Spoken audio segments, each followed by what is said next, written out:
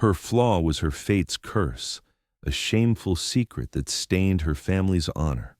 When she was cruelly abandoned by her own blood for being born lame, everyone thought her story would end in the desert. But fate had another plan. It would lead her to the path of a wounded warrior, an outcast exiled by his own tribe for committing an honorable crime.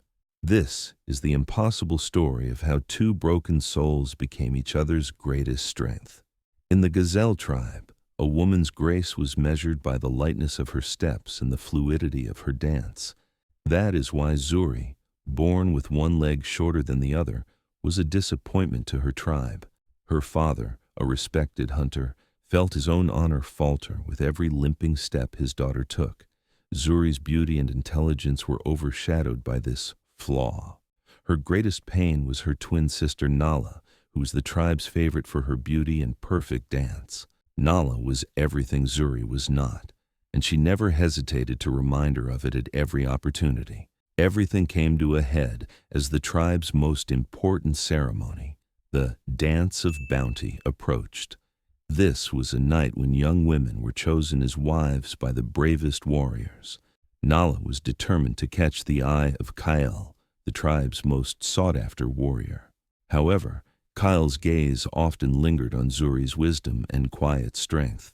This situation turned Nala's jealousy into a dangerous hatred. She believed her sister's existence cast a shadow over her own bright future. The night before the festival, Nala devised a devilish plan.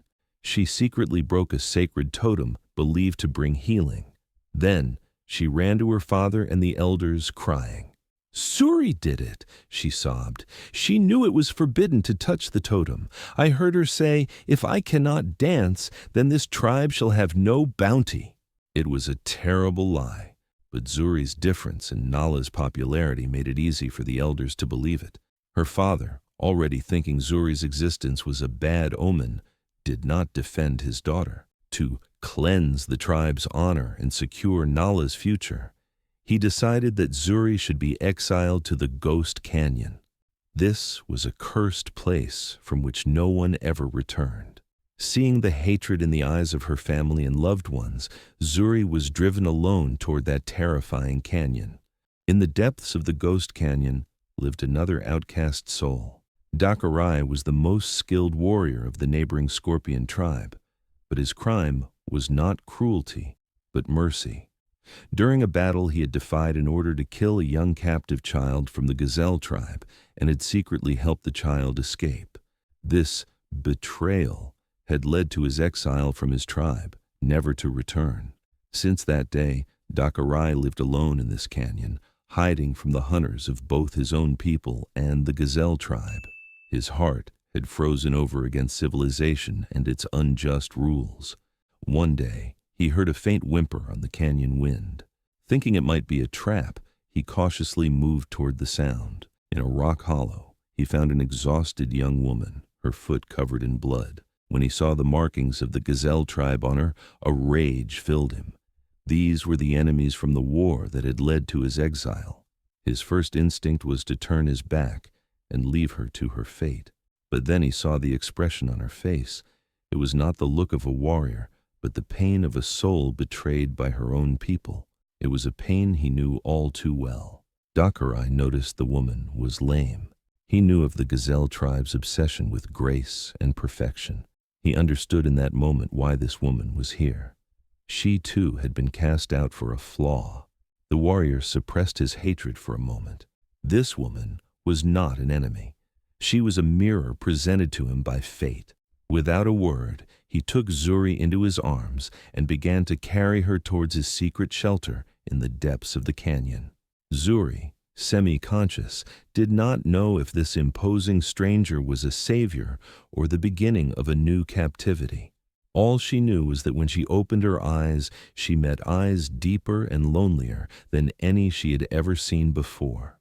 Dakarai's shelter was more than just a cave. It was a labyrinth carved into the canyon walls, filled with secret passages.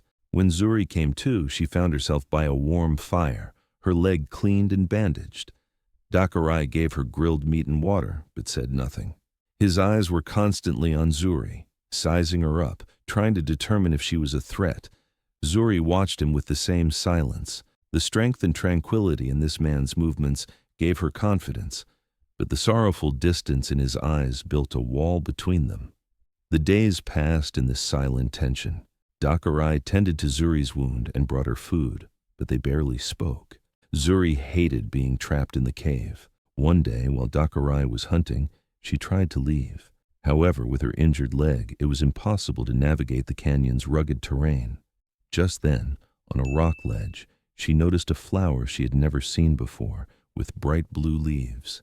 This was the legendary spirit flower, as the healers of the gazelle tribe called it, a plant that strengthened muscles and quickened healing. But it was nearly impossible to find, as it grew only on a specific type of rock. With great difficulty, Zuri reached the flower and crushed it into a poultice. When Dakarai returned in the evening, Zuri offered him the paste. "This," she said, "is for the wounds you carry inside." Dakarai looked at her in surprise. Zuri had noticed him constantly touching his shoulder, realizing that an old war wound caused him pain. Though hesitant, Dakarai took the poultice and applied it to his shoulder.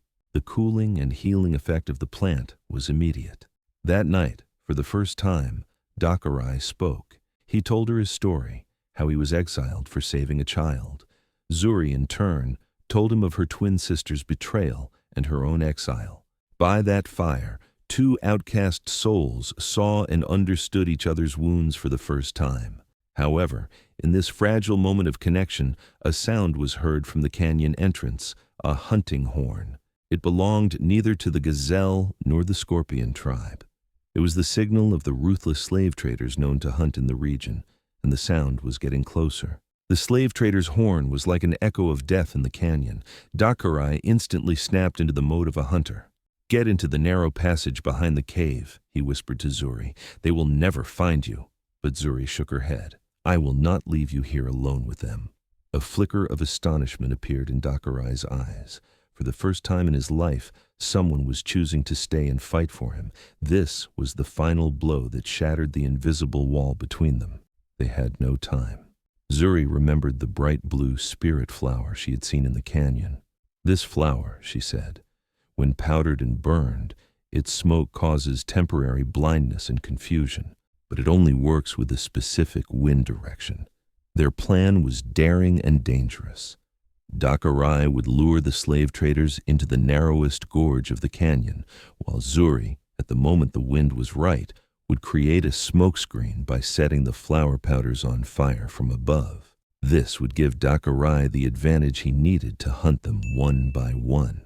Dakarai presented himself as bait and drew the traders after him. The men, thinking a single warrior was easy prey, arrogantly pursued him. Just as they entered the gorge, Zuri dropped the burning powders from above. A thick blue smoke instantly filled the valley. The men began to cough, rub their eyes, and shout curses. Dakarai moved like a ghost within this chaos. He silently neutralized two of the traders. However, their leader was an experienced and ruthless man.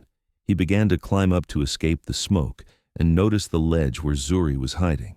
As Dakarai moved forward to stop him, one of the traders on the ground plunged a knife into Dakarai's leg. While Dakarai roared in pain, the leader reached Zuri. For the first time in her life, Zuri had to fight. Her only weapon was a sharp piece of rock. Just as the man was about to grab her, Zuri used her limping leg as an anchor, pivoting unexpectedly, unbalancing the man and pushing him to the edge of the ledge. The man tumbled down under his own weight. The battle was over, but the cost was heavy.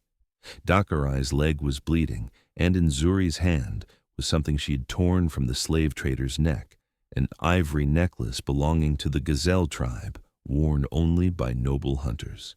This necklace belonged to Nala's fiancé, Kale. The ivory necklace was the key to a terrible truth. Despite his wounded leg, Dakarai examined the necklace. "This," he said, breathless, "is a token of engagement, belonging not just to a hunter, but to a future chief." In horror, Zuri understood everything. Her twin sister, Nala, had not only sent her into exile, but had also used her fiancé's influence to send these slave traders into the canyon to guarantee her certain death. This was not just jealousy. It was a planned and cold-blooded murder attempt. The last shred of mercy in Zuri's heart vanished in that moment. This was no longer just a matter of survival. It was a fight for justice. She turned to Dakurai. "You must help me," she said. "I must return to my tribe and expose this betrayal." A war raged in Dakurai's mind. The Gazelle tribe was his enemy, but this brave woman before him was now a part of his destiny. Protecting her meant protecting his own honor. "I will go with you," he said. "You will not walk into this battle alone." Their journey back to the tribe was like an oath of vengeance. Using the secret paths of the canyon, they arrived near her village without being seen. The festival fire glowed in the distance, and the sound of drums filled the night. The dance of bounty had begun. Zuri felt her heart tighten. Around that fire, her twin sister Nala was now dancing as the tribe's hero, perhaps even celebrating her engagement to Kael. Dakurai took Zuri's hand. "Remember," he said, "your flaw is your greatest strength. While they danced, you observed. While they celebrated, you learned. Now is the time to use what you know." Zuri took a deep breath. She wasn't afraid. On the contrary, for the first time in her life, she felt so whole and powerful. With her limping steps like a shadow, she began to walk toward the lights of the festival to rewrite her own destiny. And beside her was a warrior who would never leave her alone. When Zuri stepped into the middle of the festival, the music stopped, the dancing ceased. Everyone stared in shock at this woman who had returned from the Ghost Canyon. Her face and clothes were worn, but her eyes burned with the fire of a queen. Nala went pale when she saw her. "The witch! She's back!" she screamed. Zuri's father stepped forward angrily. "How dare you come here?" Zuri ignored him and walked directly to Nala. "You broke the sacred totem," she said in a calm voice, "and you blamed me." Nala shouted, "She's lying. Do you have proof?" Just then, Dakurai dragged the bound leader of the slave traders from the crowd and threw him forward. "Here is your proof," he said. In exchange for his life, the man confessed everything: how Nala had hired him, how she had given him Kale's engagement necklace as payment. The tribe was frozen in horror at this terrible betrayal, but Nala thought she had one last card to play. "He is a foreigner, a scorpion warrior.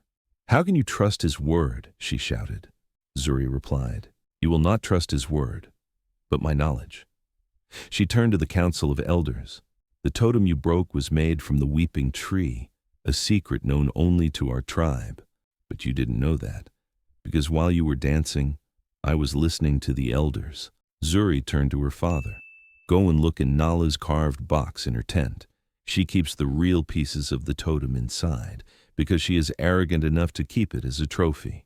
Her father ran to the tent in fear and returned a moment later with the box. The betrayal was proven. Nala's punishment was Zuri's fate, exiled to the Ghost Canyon. Her father, in shame, stepped down from his leadership position. The tribe asked Zuri to be their new leader. Zuri accepted, but on one condition: Dakurai would rule with her. A gazelle and a scorpion. It was an impossible request. But when Dakurai told them the reason for his own exile, that he had saved a gazelle child, the first crack formed in the wall of hatred between the tribes. Years later, under the joint leadership of Zuri and Dakurai, the two tribes lived in peace. Zuri's limp was no longer a mark of shame, but a symbol of wisdom and a difficult journey. One day, their young daughter asked them, "Which of us is a gazelle, and which is a scorpion?" Zuri looked at Dakurai and smiled. "You are neither," she said. "You are the children of a new tribe, founded by two wounded souls who came together. The name of your tribe is Hope."